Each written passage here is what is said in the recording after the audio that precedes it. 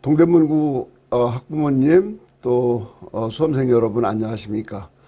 저는 한국진로진학정보원에서 근무하는 신동원입니다.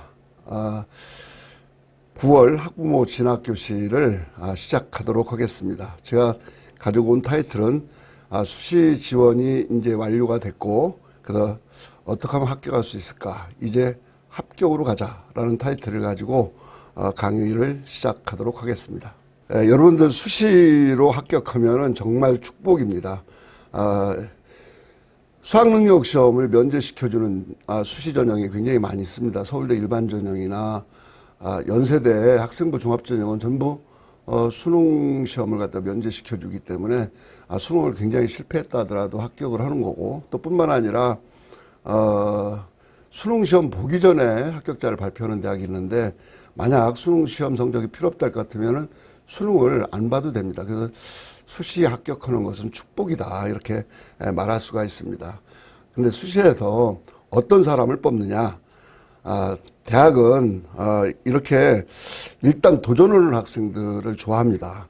자기 주도적으로 공부하는 학생들, 자기가 계획을 세워서 그 계획에 맞춰 가지고서 열심히 자기 스스로 공부하는 학생들, 그리고 실패를 하든 아니면 성공을 하든 자기 목표에 도달하든 도달하지 못하든 그것을 갖다 피드백하고 또 새로운 목표를 세우고 또 새롭게 공부하고 이런 학생들을 좋아하고, 또 뿐만 아니라 선택의 기회, 늘 선택의 기회에 서게 되는데, 선택의 기회에 섰을 때마다 적극적으로 자기 성장을 추구하는 학생들을 좋아합니다. 예를 들어서 물리와 예를 들어서 지구과학 선택하라고 하는데, 나는 꼭 공대를 가야 되겠다, 기계공학과를 가야 되겠다, 그럼 물리를 선택해야 되겠죠. 선택하는 학생들이 없다 하더라도 물리학 과목을 갖다 선택한다든지, 아니면 일상생활에서도 마찬가지입니다. 아침에 눈에서 딱 떴을 때 벌떡 일어나는 선택이 있고, 그냥 침대에서 뒹구는 선택이 있을 수도 있습니다. 이때 벌떡 일어나는 학생이 나를 발전시킬 수 있는 학생이라 이렇게 볼 수가 있겠죠. 그래서 이렇게 도전하는 학생을 좋아하고, 또 넓고 깊게 공부하는 학생들을 좋아합니다. 원래 대학 공부라는 것이 상당히 깊게 공부하는 거기 때문에 했던 학교 시험이라든지 수능 시험에서 출제되지 않는다 하더라도 넓고 깊게 진짜 학문에 대해서 진정한 욕심을 가지고서 공부하는 학생들을 대학에서는 좋아하더라. 또 뿐만 아니라 훌륭한 인성을 갖춘 학생을 물론 좋아하겠죠. 리더십도 있고 발전 가능성도 있고 이런 학생을 좋아하겠죠. 하여튼 수시에서는 이런 학생을 기다리고 있다. 특히 서울대학에서 이것은 강조하고 있는 사항이거든요. 그래서 여러분들이 면접을 보든 아니면은 논술을 보든 했던 이런 대학에서 원하는 인재에 딱 맞게 이렇게 활동을 하시게 되면은 올해 충분히 합격을 할 수 있다. 올해 코로나 때문에 대학 입시가 굉장히 일정이 틀어져 있어요. 일단 2주씩 다 연기가 됐는데, 우선 이제 마지막 모의고사가 10월 27일 날 있습니다. 수능 보기 전에 10월 27일 날 있는데, 요 모의고사는 그렇게 어려운 모의고사는 아니에요. 하여튼 마지막에 호흡 조절하는데 한번 연습 한번 하라 해서 이제 서울시 교육청에서 보는 모의고사가 있고, 12월 3일 날 수능을 보게 되고, 그리고 이제 수능 성적표는 12월 23일 날 받게 되고, 그 뒤 이어서 수시 합격자 발표가 됩니다. 정시 원서 접수가 1월 11일 날까지, 1월 11일 날까지 되기 때문에 여러분들 12월 23일 날 수능 성적표 받고 또 이제 원서 접수하고 이 기간이 전부 크리스마스다 아니면은 신정이다 뭐 이렇게 가지고서 굉장히 사회적으로 이렇게 들떠 있을 때인데, 했던 그때 우리가 이렇게 엄청나게 어려운 일을 해야 된다라는 것을 갖다가 볼 수가 있습니다. 또 코로나19 여파로다가 입시가 굉장히 많이 변경이 됐거든요. 연세대는 논술 일정을 갖다가 수능 뒤로 12월 3일 날 수능을 보고 12월 7일 날 8일 날로 이렇게 수능을 평일 날 이렇게 보게 되고요. 또 이제 그 면접 평가도 동영상으로 업로드하는 방식으로 바뀌었습니다. 고려대도 역시 그 동영상 업로드하는 방식으로다가 그 면접이 바뀌었고, 계열 적합 적합형 면접 평가는 거기 이제 고려대 학생부 종합전형 중에서 수능 최저학력 기준이 없는 계열 적합형이라고 하는 전형이 있습니다. 이 면접 평가가 수능 바로 직전에 11월 21일 날, 22일 날 이렇게 이틀 동안에 실시된다고 바뀌었고요. 한양대, 중앙대도 수시에서 실기 모집하는 학생들의 규모를 또 축소거나 또 중앙대는 5배수에서 7배수로 이렇게 확대를 하고 또 이화여대 논술 일정도 계열별로 또 분산을 해서 뭐 부산대라든지 아주대, 한국외국어대 이런 대학들과 겹치게 됐습니다. 그래서 원서를 제출할 때 이런 사항들을 고민을 하고서 제출했을 것으로 이렇게 봅니다. 이렇게 입시 일정이 올해 굉장히 복잡해졌거든요. 그래서 자기 자신의 입시 일정, 면접은 며칠 날 어느 학교에서 보고 몇 시까지 적어가지고서 큰 달력에다가 올해 대학 입시 일정을 정리를 딱 해서 자기 방 앞에다가 탁 붙여놓기 바랍니다. 그거 보는 것만으로도 불안감이 많이 해소될 수도 있고 또 다른 가족들이 내가 뭘 한다라는 것을 알아야만이 격려를 해주든 아니면 준비를 또 해줄 수가 있는 것이거든요.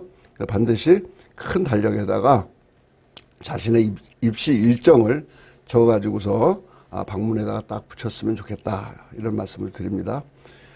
그러면서 이제 면접 방식도 또 올해 많이 바뀌었어요. 서울대라든지 고려대, 연세대 뭐 이런 주요 대학들은 전부 이제 비대면 면접을 하기로 했거든요.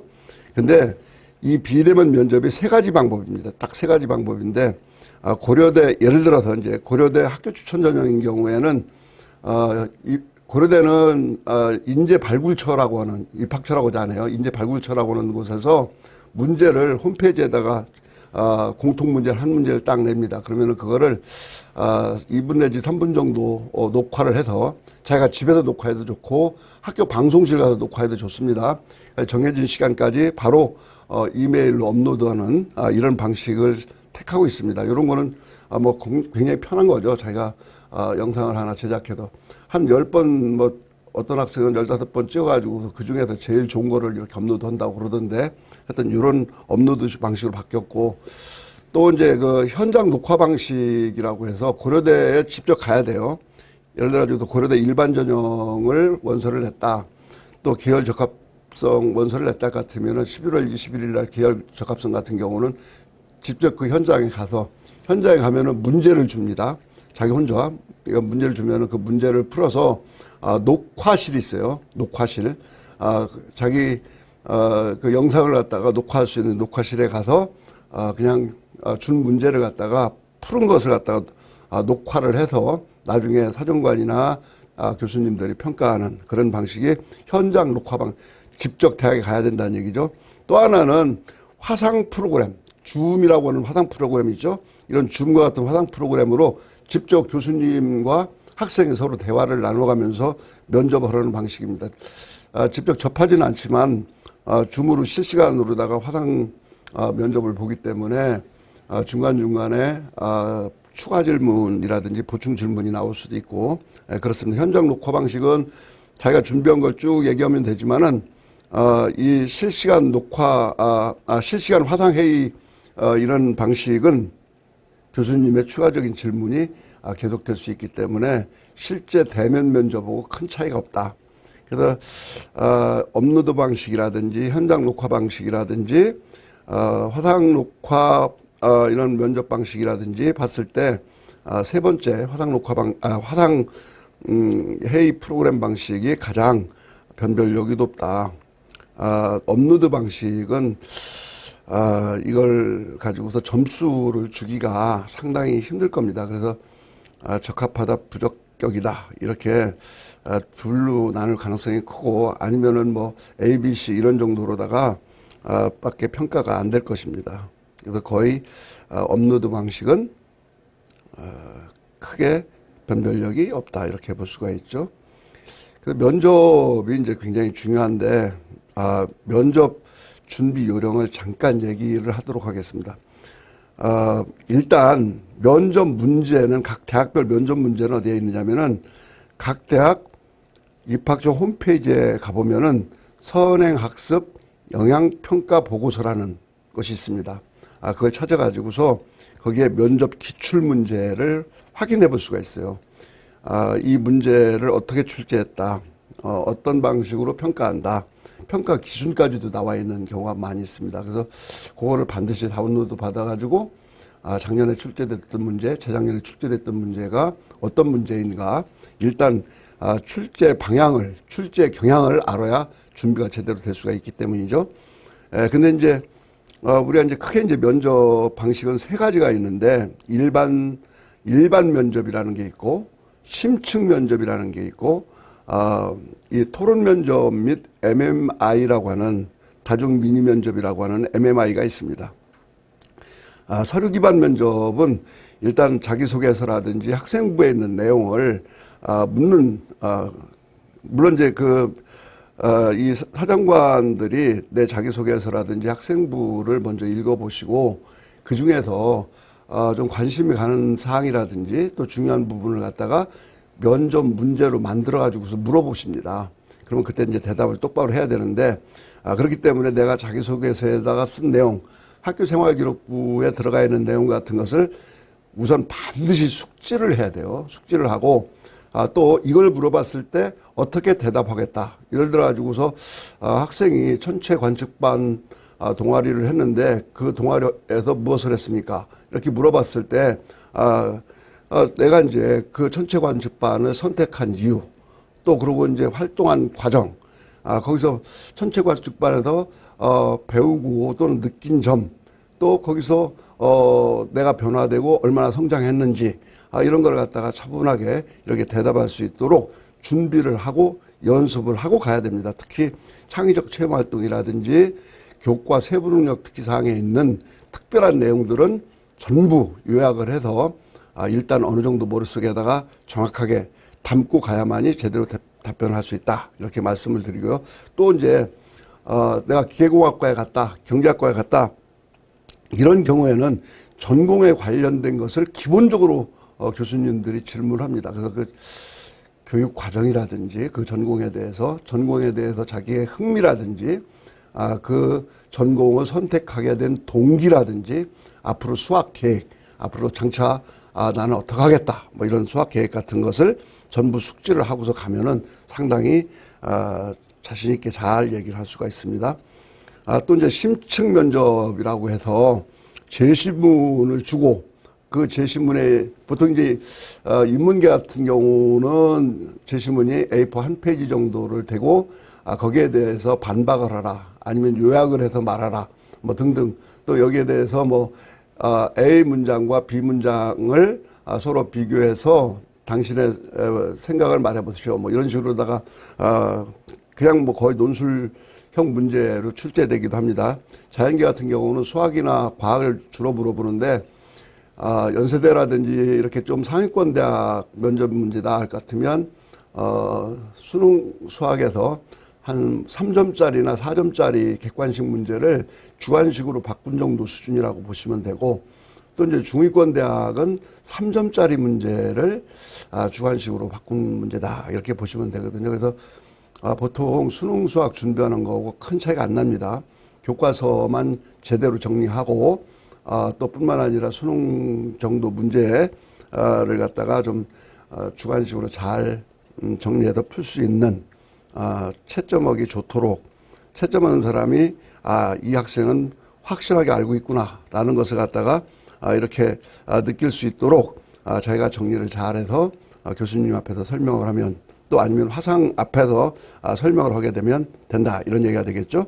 집단 토론 면접은 이거는 연습을 많이 해봐야 됩니다. 3명, 4명이 서로 토론을 하게 되는데, 상대방 의견을 제대로 경청을 하고, 경청을 하면서 자기가 할 말을 제대로 정리를 해서 자기가 논리적으로 다른 사람한테 공격을 받지 않을 정도의 수준으로다가 거기서 발표를 해서, 그러면서 다른 친구들, 같이 이제 면접시험 보는 사람들도 배려를 하고, 또 뿐만 아니라 다른 사람들의 의견에 잘못된 점이라든지 잘된 점 같은 거를 어느 정도 평가를 하면서 자기 생각을 곁들여서요. 그러면서 논리적으로 일관성 있게 이렇게 설명을 해야 되기 때문에, 토론을 해야 되기 때문에 상당히 어려운 면접 중에 하나입니다. MMI 면접은 주로 이제 의대에서 많이 쓰고 있는데 요거에 관계되는 서적이 굉장히 많이 있습니다. 그래서 서울대 같으면은 6개 방을 10분 정도씩 돌아다녀가면서, 또 어떤 대학은 이제 3개 방인 데도 있고 방이 4개인 데도 있고 그렇습니다. 그래서 10분 내지 15분 정도 이렇게 이제 그 교수님이나 사정관님들이 질문하는 거에 대해서 대답을 하는 건데, 상당히 문제 수준이 높아요. 역사 문제도 나올 수가 있고, 경제 문제가 나올 수도 있고, 인성이나 도덕성이나 사회성 같은 거를 평가할 수 있는, 또 책임감이라든지 법률이라든지 이런 것을 평가할 수 있는 이런 문제가 나오기 때문에 상당히 창의적이고 논리적으로 답변을 할 수 있어야 된다. 특히 그 집단 토론 면접이라든지 MMI 면접은 충분히 준비를 하고 가는 것이 좋다. 이렇게 이제 말씀을 드릴 수가 있겠죠. 그래서 하여튼 수능 전에 면접을 보기도 하고 수능 끝나자마자 면접을 보기도 하는데, 수시 합격의 열쇠는 바로 면접에 달려 있다. 그래서 그 면접의 종류를 먼저 보고 선행학습 영향평가서에 있는 기출 문제를 확실하게 정리를 한 뒤에 내가 어떤 식으로 답변하겠다 준비를 해서 면접에서 좋은 성적을 받아야 여러분들이 수시에서 합격을 할 수 있고, 수시의 합격은 또 축복입니다. 그래서 면접 준비를 잘 하시길 바랍니다. 그 다음 수능에 대해서 이제 말씀을 드리도록 하겠습니다. 최후의 보루가 수능이다 그랬는데, 물론 뭐 많은 전형에서 수능을 보지 않는 수시 전형이 많이 있습니다. 학생부 종합 전형은 거의 수능 최저 학력 기준을 보질 않는데, 사실 그런데 학생부 교과 전형이라든지 등등에서, 또 논술 전형 같은 데서 수능 최저학력 기준을 보는 대학이 또 의외로 많아요. 지방에 있는 부산대라든지 경북대라든지 충남대 같이 지방 거점 국립대학은 다 수능을 보거든요. 그렇기 때문에 수능 준비를 어떻게 할 것이냐, 이거에 대해서 설명드리도록 하겠습니다. 이런 성적표를 받게 되는데 대단하죠. 다 1등급이고 뭐 거의 다 뭐 100분위도 100씩 받았고 뭐 이런 정도 되게 되면은 서울대학도 가고 연세대도 갈 수 있고 뭐 의대도 갈 수 있고 아무 데나 갈 수 있죠.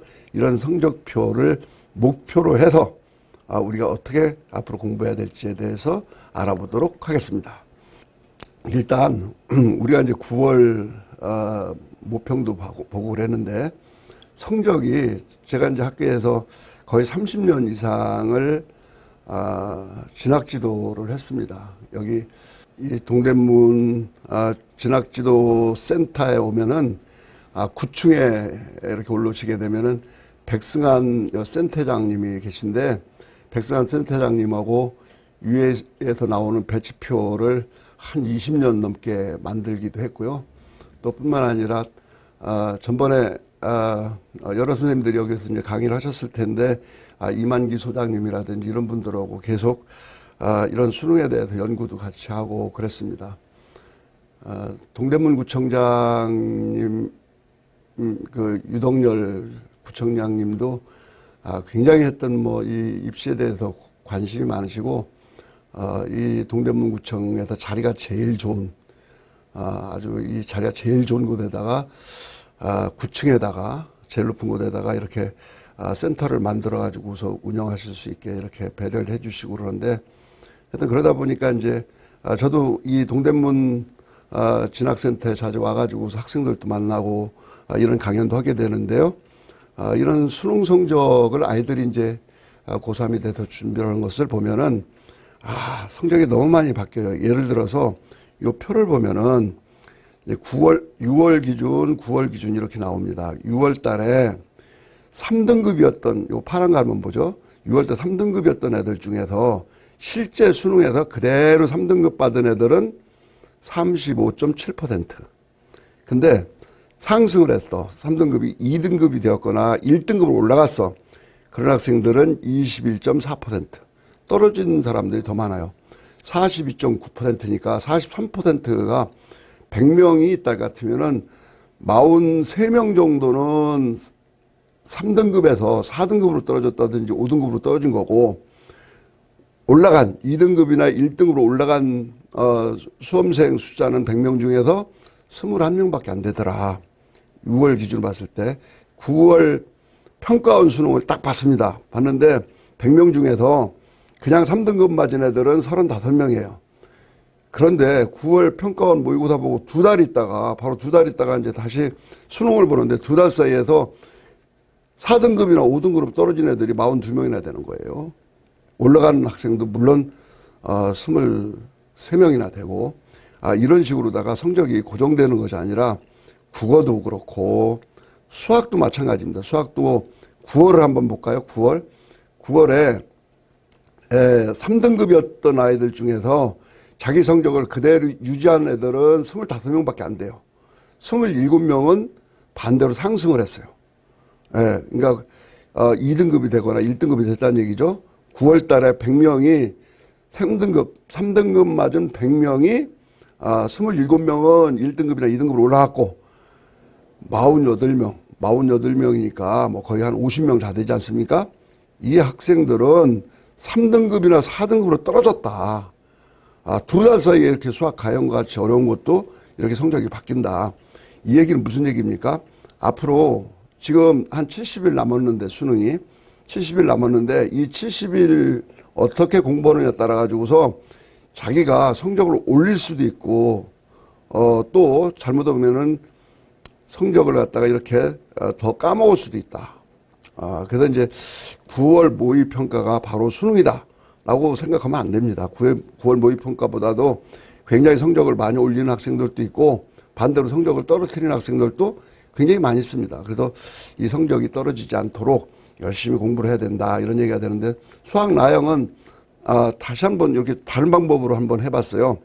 예를 들어서 9월 모의평가에서 4등급인 애들이 100명이 있었어요. 그런데 대수능에서 그냥 4등급 받은 애들이 수학 나형에서 보니까 48명이에요. 48%예요. 그리고 4등급에서 3등급으로 올린 애들이 18명. 4등급에서 2등급으로 올린 애들이 3.5%니까, 4명 정도는 4등급 애가 2등급이 됐다. 또 1.3%, 100명 중에서 1명 정도는 1등급까지 올렸다. 이 4등급, 1등급 올린다는 거는 거의 기적에 가깝지 않습니까? 9월달 모의고사 딱 끝났어. 70일 남았어. 이 70일 동안 기적을 만드는 학생도 있더라. 이런 얘기입니다. 기적을 만드는 학생도 있더라. 반대로 5등급이나 6등급으로 떨어진 애들도 있지만 기적을 만드는 4등급인 학생이 1등급으로 올라가는 학생들도 있더라. 이런 얘기입니다. 영어도 마찬가지입니다. 영어는 3등급 한번 볼까요? 9월 모의평가에서 3등급이었던 애들이 100명이 있었는데 수능에서 그냥 3등급 받은 애들은 42.7%, 그리고 2등급으로 한 등급으로 올린 사람들은 17.4%, 3등급이 1등급으로 올린 사람은 1.9%니까 2%죠. 그러니까 50명 중에서 1명 정도는 3등급을 1등급으로 올렸더라. 지금 국어나 수학 가나 수학 나나 영어나 어떻습니까? 70일 동안 열심히 공부하게 되면은 3등급짜리가 4등급짜리가 1등급으로 갈 수도 있다 라는 것을 갖다가 여러분들한테 이게 작년 서울시 교육청에서 연구한 자료입니다. 그래서 여러분들 선배들 재학생들만 가지고서 이렇게 연구한 자료인데, 이 연구한 자료에서 이런 식으로 3등급이 4등급이 1등급까지 가는 기적을 갖다가 만든 선배들이 꽤 있었다라는 것을 갖다 여러분들한테 보여드려 가면서 여러분들도 앞으로 70일이 남았는데 70일 동안 기적을 창조할 수 있도록 하는 마음에서 이런 자료를 보여드렸습니다. 이렇게 기적을 갖다가 창조하려면은 학습법이 일단 좋아야 됩니다. 학습법 중에서 가장 인정을 받고 있는 공부법이 메타인지 공부법입니다. 메타인지가 뭐냐면은 내가 어떤 사실을 아느냐 모르느냐를 내가 아는 능력, 내가 이 문제를 풀 수 있다, 풀 수 없다를 갖다가 내가 느낄 수 있는 능력, 이걸 갖다가 메타인지 공부법이라고 그래요. 그래서 이제 스카이에듀라고 하는 데서 이제 연구를 한번 해봤는데 만점자라든지 수능 고득점자 352명의 공부 패턴을 연구를 했어요. 그래서 이제 1등급이나 2등급 상위권 수험생들의 대부분 72%는 한 번 개념 정리를 쫙 한 뒤에 개념 정리를 하고 문제를 풀면서 모르는 내용을 반복적으로 찾아보더라. 그러니까 이해하지 못한 개념만을 계속 반복적으로 다시 공부하더라. 그러니까 이해하지 못한 거를 하나씩 하나씩 알아가게 되니까 아는 양이 많아지는 거예요. 모르는 거를 집중적으로 공부하다 이런 뜻이죠. 내가 모르는 걸 갖다가 집중적으로 공부하는 공부법을 갖다가 메타인지 공부법이라고 합니다. 그런데 이제 4등급이라든지 5등급과 같이 중위권이나 하위권에 있는 대부분의 학생들은 강의라든지 기본서라든지 문제집을 처음부터 끝까지 반복 학습하더라.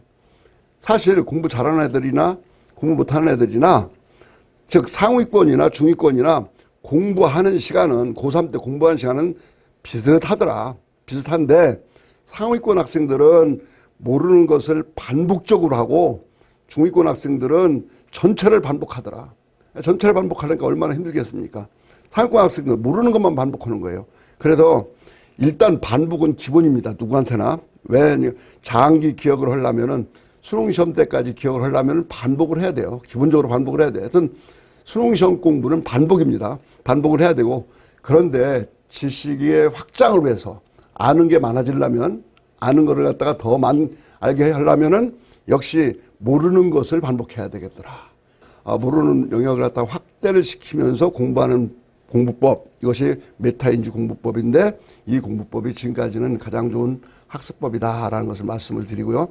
그리고 또 하나는 이 공부를 할 때 학습의 효율성을 EBS라든지 아니면 그런 데서 실험을 많이 해봤어요. 대학에서도 실험을 많이 해봤는데 예를 들어 선생님 수업 듣기, 강의 듣기라든지 또 아니면 내가 참고서라든지 문제집을 읽는 거 또 아니면 그림이라든지 동영상 같은 거 시청각으로 수업을 듣는 거 등등등이 있는데 이런 것들은 했던 학습의 효율성이 굉장히 떨어져요. 반대로 서로 설명을 한다 이거죠. 서로 묻기도 하고 설명해 주기도 하고 반대로 상대방이 나한테 묻기도 하고 또 설명을 해 주기도 하고 내가 또 그 친구한테 묻기도 하고 이런 식으로 서로 토론을 하면서 설명하는 공부법이 제일 좋더라.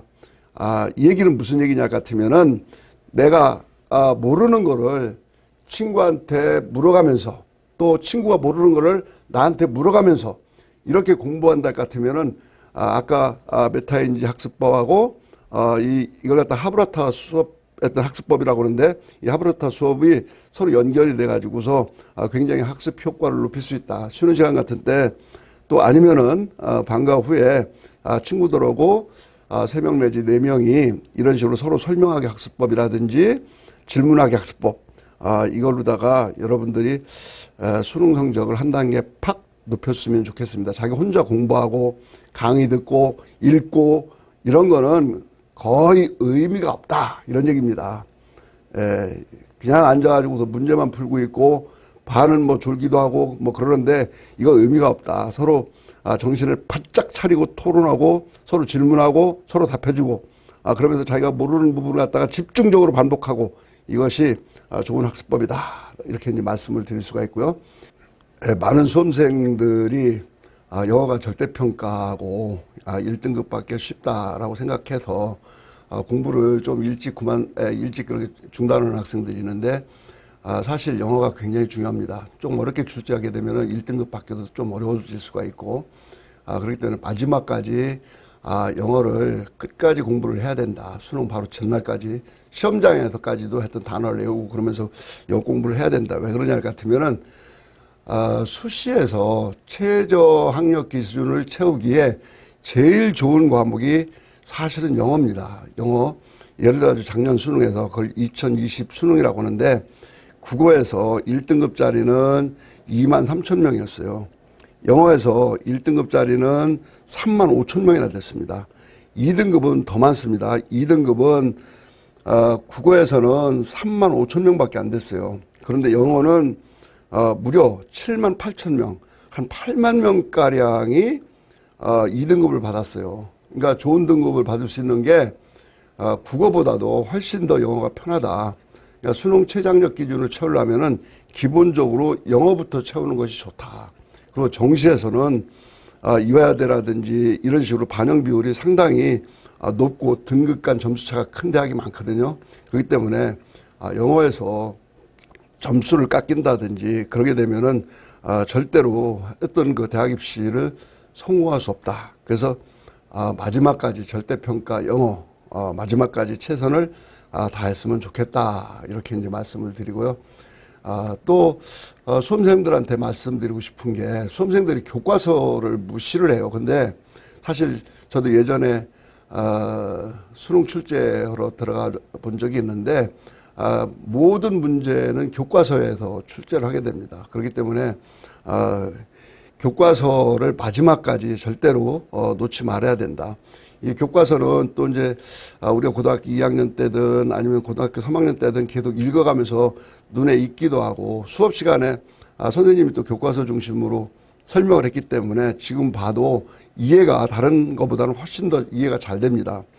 그리고 뿐만 아니라 이제 교과서에 나와 있는 익힌 문제라든지 핵심 문제는 수능에서 바로 응용이 되는 거거든요. 그래서 교과서에 있는 문제라든지 내용을 확실히 마스터를 하고서 수능 시험장에 가야 되는데 특히 수능 30일 전에는 교과서로 한 50%, 수능 예상 문제 풀이를 또 한 50%로 공부하는 것이 아주 중요하다.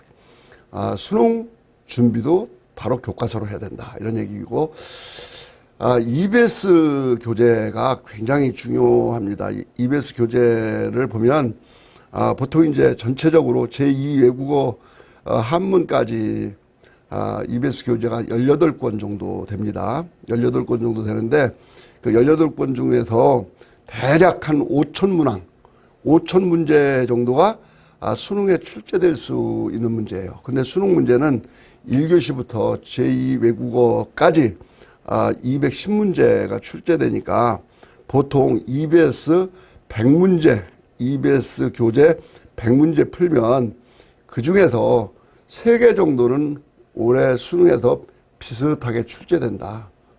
이렇게 보면 되겠죠. 그렇기 때문에 EBS 문제를 푸는 것이 바로 수능 문제를 갖다가 수능 준비를 제대로 하는 거다.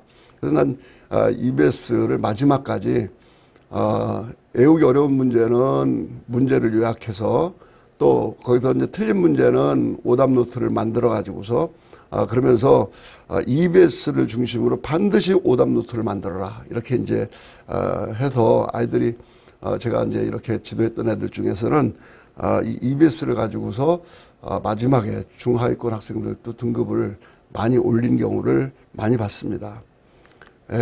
그리고 이제 수능에서 제일 중요한 거는 속도입니다. 예를 들어 가지고서 1교시 국어가 8시 40분부터 10시까지 80분 동안에 45문제를 풀어야 돼요. 페이지 수로 보면은 16페이지나 됩니다. 그 많은 분량을 문제를 읽고 답을 고르는 그런 과정인데 여기서 평소에 그 문제풀이 속도라든지 읽는 속도에 대해서 열심히 이렇게 그 발전을 시키지 않은 학생들 같은 경우에는 대부분 시간이 모자라 가지고서 마지막에는 어쩔 수 없이 찍어야 되는 상황까지도 나오더라고요. 또 조금만 어렵게 출제되면은 수학이든 아니면은 국어든 시간이 없어 가지고서 특히 아주 마지막에 힘들어 가지고서 못 푸는 경우를 굉장히 많이 보는데 하여튼 늘 수학은 100분 동안에 30문제인데 그건 90분 동안에 30문제 푸는 것을 연습해야 되고 국어는 80분 동안에 45문제인데 70분 동안에 45문제 푸는 것을 연습해야 되고 영어도 마찬가지입니다. 70분 동안에 45문제인데 요거 60분 동안에 듣기평가 빼고서는 한 50분 동안에 듣기평가 빼고 문제를 다 푸는 걸로 이런 식으로다가 연습을 해야 되고 평상시 공부할 때도 속도를 내려고 노력하면은 집중이 잘 됩니다. 집중을 하지 않으면 속도가 나질 않아요. 빨리빨리 속도를 내려고 하는 그 마음 그 자체가 집중입니다. 그래서 항상 공부할 때는 속도를 내야 되겠다. 속도가 답이다. 속도가 답이다라고 하면서 문제를 빨리 푸는 연습을 해야 되겠고, 또 문제를 빨리 푸는 연습이라든지 이 속도를 내 가지고서 공부하는 학생들을 보면은 다른 애들은 한 번밖에 못 보는데 두 번, 세 번 반복합니다. 그래서 공부 잘하는 학생들이나 수능 성적이 좋은 학생들은 기본적으로 상당히 공부할 때 속도가 빠르다, 이렇게 말씀을 드릴 수가 있겠습니다. 그 다음에 이제 제가 현직에서 한 30년 정도 진학 지도를 하면서 수험생들한테 10가지 정도를 부탁하는 게 있습니다. 이것을 수험생 10계명이라고 하는데, 수험생 10계명 중에서 수능 준비 중심으로 해서 한번 다시 정리를 해봤습니다. 일단 첫 번째가 감정을 관리하라. 이게 어떤 때는 우울하기도 하고, 어떤 때는 화가 치밀기도 하고, 어떤 때는 패배감이 들어서 공부하기가 싫을 때도 참 있습니다. 이런 감정이 들면은 공부하는데 굉장히 방해가 될 뿐만 아니라 집중이 절대 되질 않습니다. 그래서 이런 감정이 들자마자 즉시 복식호흡으로 호흡법을 변경을 해야 됩니다. 복식호흡으로. 화가 난다든지 아니면 막 굉장히 조급해진다든지, 여러분들 그 복식호흡은 유튜브라든지 이런 데서 찾아보면은 이렇게 충분히 배울 수가 있기 때문에 복식호흡을 배워가지고서 하도록 하고, 또 이렇게 불안이라든지 초조라든지 예민한 거를 갖다가 이길 수 있는 명상법도 있습니다. 그래서 예를 들어 가지고서 내가 굉장히 우울하다면은 나는 늘 긍정적이고 적극적이다. 나는 늘 긍정적이고 적극적이다. 이렇게 눈을 감고 천천히 10회 정도 반복하게 되면은 스스로 체면이 돼 가지고서 기분이 좋아지는 경우도 많습니다. 그래서 이런 그 감정을 다스릴 수 있는 복식호흡이나 명상 등을 자기가 꾸준히 연말하면은 굉장히 좋다. 수능 볼 때도 갑자기 어려운 문제가 있을 때 당황하게 되거든요. 이때 복식호흡 한 4번 정도만 해도, 복식호흡 4번 정도만 해도 당황스러운 마음이 싹 가라앉고 집중이 되고 그렇습니다. 또 하나는 규칙적인 생활을 하자. 이거 예를 들어 공부가 잘 된다고 해서 어느 날 새벽 4시까지 또는 새벽 5시까지 공부하고 1시간만 자고서 바로 학교에 갔어요. 그러면은 오전 내내 학교에서 자게 됩니다. 또 뿐만 아니라 오후에도 정신이 막질 않으니까, 그리고 그날 저녁에도 또 그 전날 잠을 안 잤다는 것 때문에 묘하게 또 잠이 또 많이 오기도 하고, 그러면서 새벽 되면 또 이제 잠이 안 오기도 하고 이렇게 되거든요. 그래가지고서 어떤 생활 패턴을 완전히 잃어버리게 되는 경우를 많이 봅니다. 그러면은 어떤 수험생이나 자기가 자신에 대해서 자신감이 없기 때문에 슬럼프에 빠지더라고요. 그래서 일주일 정도 이렇게 아주 상당히 시간을 많이 낭비하는 경우를 많이 봤는데, 무조건 아침 6시에 일어나려면은 그 전에 12시나 1시에 자야 됩니다.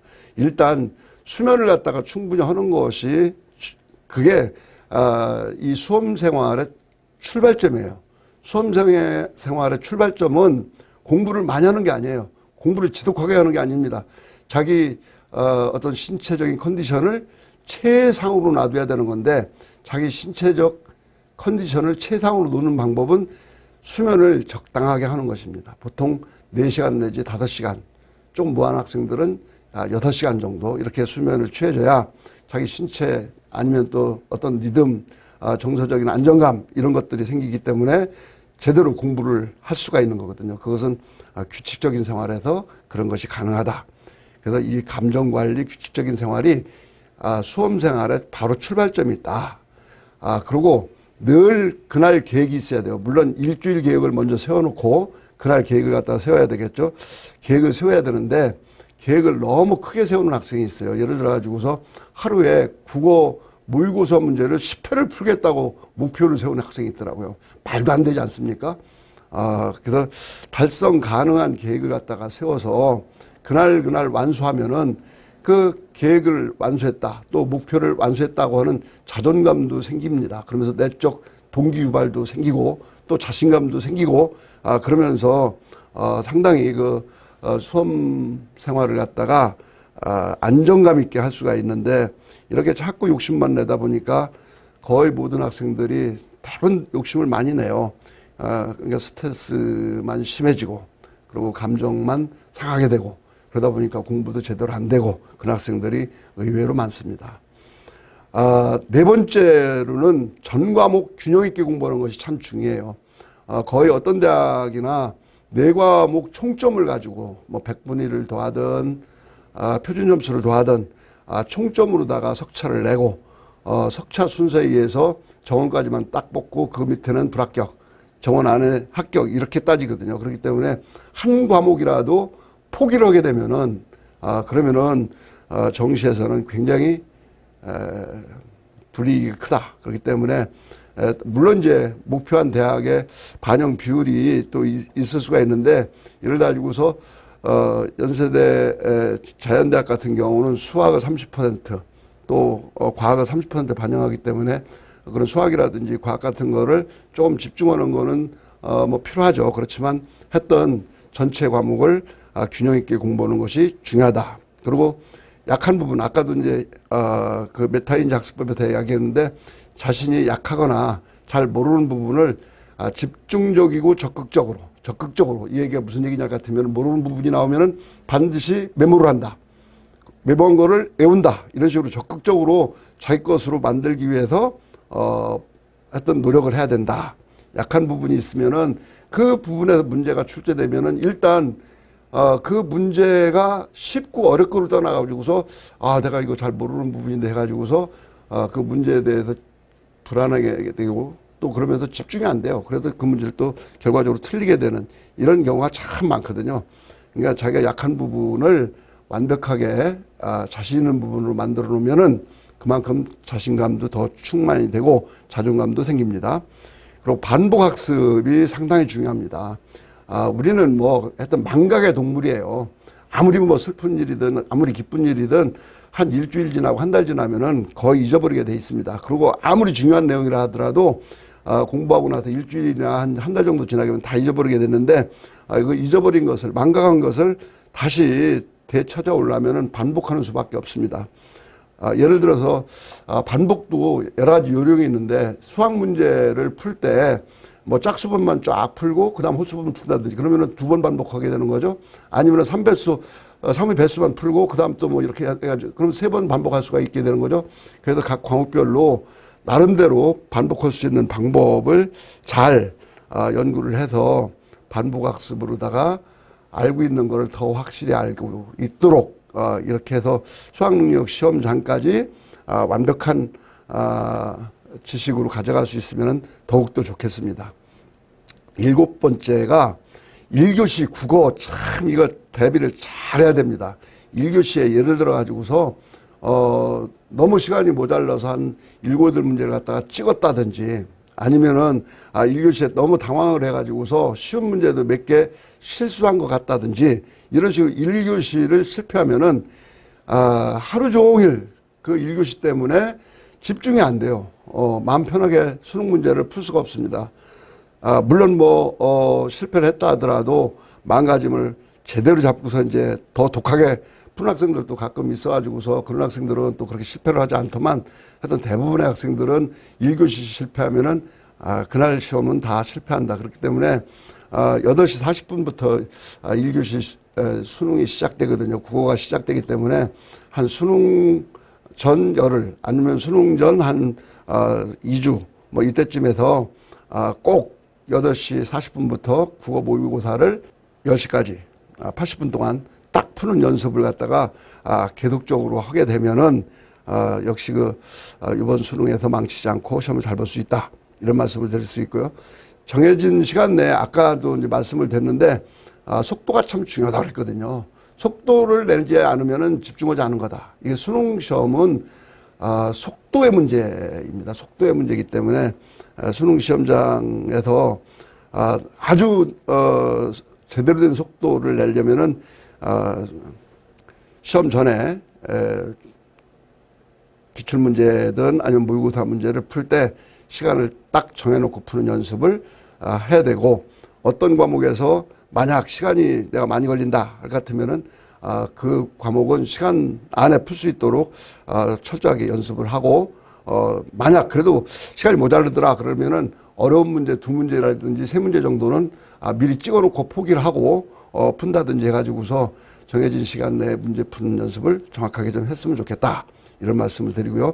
수능 시험장에 가져갈 영역별 오답 노트를 만들어라.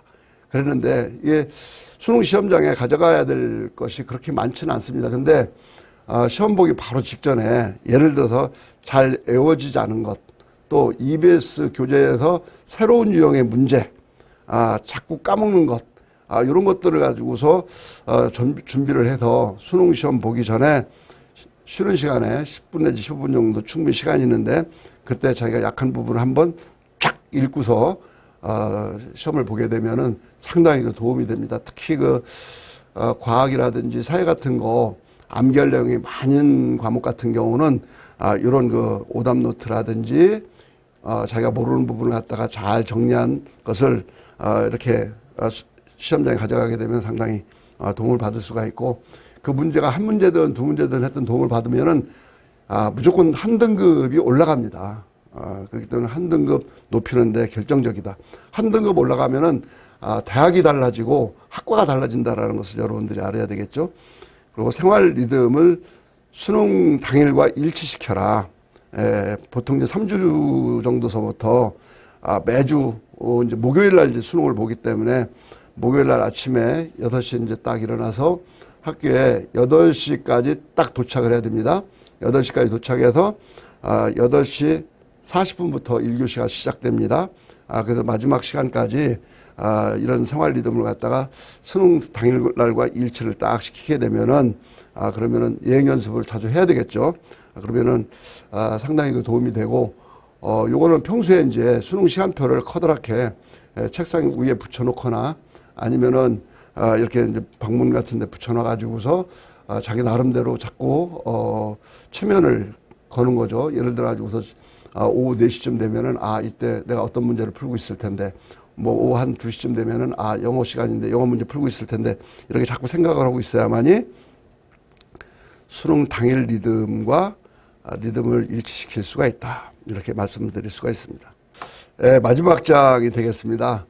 수험생들이 힘들 때 이제 수능이 지금 70여일 이제 좀 지나면은 이제 바로 이제 또 한 달 남고 열흘 남고 또 닷새 남고 뭐 이렇게 이제 결전의 날이 점점 다가오는데 이럴 때 수험생들이 굉장히 심적으로 힘들고 그래요. 이때 의료화되는 것이 무엇인가 라는 것을 갖다가 조사를 해본 바가 있는데 좋아하는 음악 듣기가 역시 1위가 되겠더라고요. 그리고 친구들과 시간을 담소한다든지 또 이제 맛있는 거 먹는 거 이런 건데 가족들의 응원도 상당히 중요한 것 같아요. 12.7%가 또 이제 아이가 혼자 앉아서 행복한 미래를 갖다가 상상하는 것도 이제 이렇게 되는데 사실 가족이 수험생을 잘 뒤에서 뒷바라지를 하고 또 늘 자신감을 가질 수 있도록 하고 즐거운 마음으로 공부에 집중할 수 있도록 하는 것이 굉장히 중요합니다. 그러기 위해서는 부모님들께서 일단 격려를 많이 해 주셔야 될 것 같고요. 또 성공했을 때 이 아이가 굉장히 행복하고 또 합격했을 때 감격스럽고 이런 것을 갖다가 자꾸 얘기를 해주는 거예요. 네가 열심히 공부해가지고서 어떤 대학에 합격하게 되면은 너 인생이 활짝 피는 거 아니겠니? 하면서 행복한 미래를 갖다가 상상할 수 있는 기회를 주고 또 토요일 날이라든지 일요일 날 때 같은 때는 주말에 이 아이가 제일 좋아하는 것 음식을 좀 하나 특별히 요리를 해서 맛있는 거를 좀 이렇게 먹이시기도 하고 그러면서 하지 말아야 될 것이 딱 3가지가 있는데요. 첫 번째가 부정적인 단어를 안 쓰는 겁니다. 너는 왜 이러니? 너는 아직까지도 고3인데 멍청하게 짝이었구나. 뭐 이런 식으로다가 부정적인 단어를 쓴다든지 왜 이렇게 소극적이냐.